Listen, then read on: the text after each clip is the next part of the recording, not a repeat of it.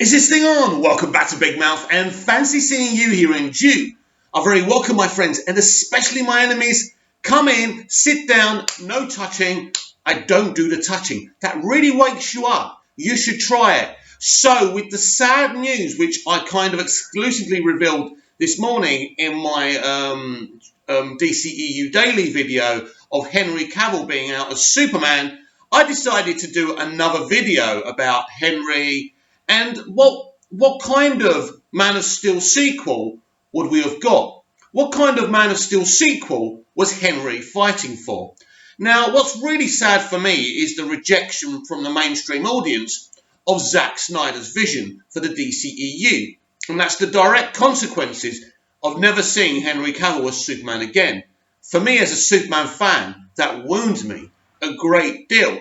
So let's look at it. I think it's pretty obvious the Codex would have played a vital part in a Man of Steel sequel, because the commentary you can do with the Codex is brilliant, right? Because you look at it, there is real life consequences to it. There is real world consequences to it, and I think if you imagine it now, because David S. Goyer kind of introduced Brainiac to his Krypton TV show, I'm assuming that Brainiac would have been introduced into a Man of Steel sequel.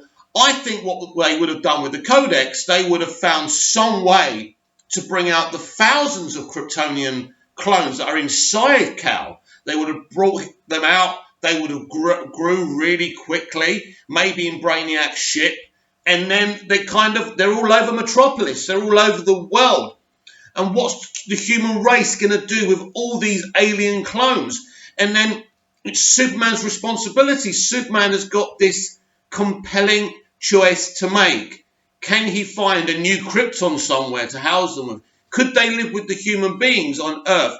I think this would be absolutely brilliant. Now, to have a Man of Steel sequel, that of course a direct sequel to Man of Steel, Man of Steel would have had to have been a lot more popular than what it was with the mainstream audience. So we're going to pretend for 1 minute that people love Batman v Superman, people loved MOS, people loved Eisenberg as Lex Luthor, so you could absolutely have Lex Luthor there as well. And of course, the other question is, when would have a Man of Steel sequel came? A lot of people believe we should have seen a Man of Steel sequel before Batman v Superman. I understand that, but Batman v Superman Dawn of Justice is a Man of Steel sequel. It is. Just look at the film. It shows us, the Battle of Metropolis from Batfleck's point of view. So it's pretty much continuing straight off the bat from Man of Steel. And that's Snyder's vision, that's Goyer's vision, and that's Terrio's vision. So there's no question what they wanted to do here. So they already wanted to pose the world a question. Do we need a Superman? Is he too dangerous? Is he acting too I can never say this word, unilaterally, right? So probably we would have had Senator Finch. If, let's just say there wasn't a BVS, Senator Finch would have definitely been in a direct Man of Steel sequel. So me personally, I could see Brainiac, I could see the Codex playing a massive part in this. And maybe in the end, Clark and Lois maybe adopting one of the clones, and maybe Connor Kent, maybe one of those clones could be Connor Kent, changing the comic book story a little bit, but it's still a clone, so that will be interesting because you could have Connor Kent movies as well. So there was a lot of potential from, I think, look, people don't really ask Zack about the Man of Steel sequel, what the plan was. Maybe there wasn't a written down plan, but I'm sure Zack and Goyer and Terrio knew what they wanted to do with it, right?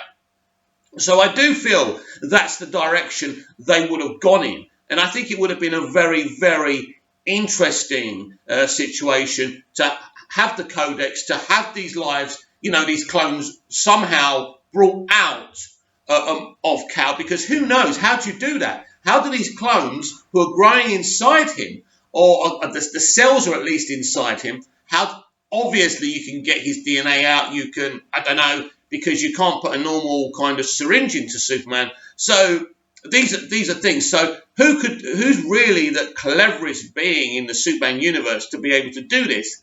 It's Brainiac. Brainiac could maybe build them into an army, help him invade Earth, the human race. There's lots of potential master plans that a brainiac could have come up with using the Codex, and I think that would have been just such a fun, fabulous sequel. But unfortunately, because Warner Brothers and all studios are reactionary, and don't think it's just Warner Brothers that are reactionary, they're all reactionary, because even Disney and Marvel Studios are reactionary. That's why all their MCU movies are pretty much the same. They're sitcoms within a superhero kind of story.